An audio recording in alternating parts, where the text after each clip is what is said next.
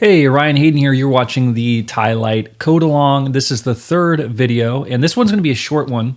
I actually went through and coded the entire hero setting section of the design in another video, and I had to scrap it because it was really long. And so I'm going to make a couple changes. I've already made a couple changes. I just want to explain them in this video really quickly. The first change that I made is I have added gulp and BrowserSync to our repository. So this is already added to the starter repository. So if you're following along and you're using that, we now have BrowserSync and gulp set up here. And what this will do is this works with Jekyll. So this isn't replacing Jekyll's build tools or replacing the SAS tools or anything like that. It's using those. But what it will do is it'll enable us to have our changes loaded as soon as the changes are made, as soon as the save happens, without having to refresh the browser.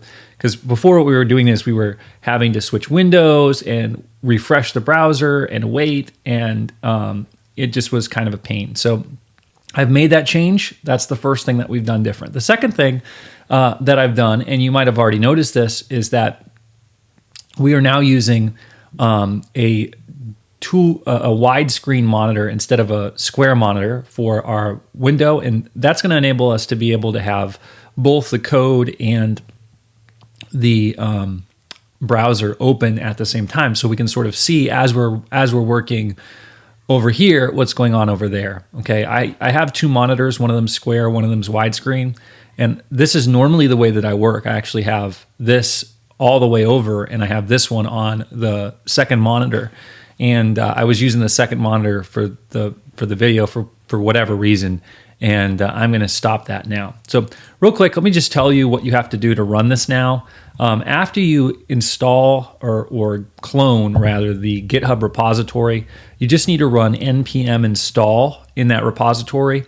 And then now, instead of having to write bundle exec Jekyll serve, now all you need to do is you just need to type gulp.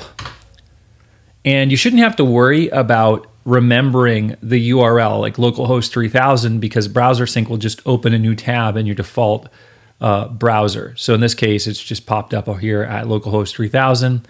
And then you'll see if we make a change. So let me go to, let's see, we go to index here, and let's say I just write,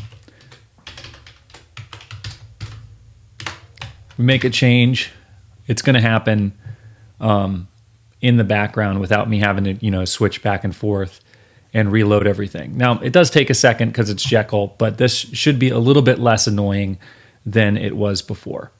So that's a quick video, and we'll get to coding the hero section in the next one.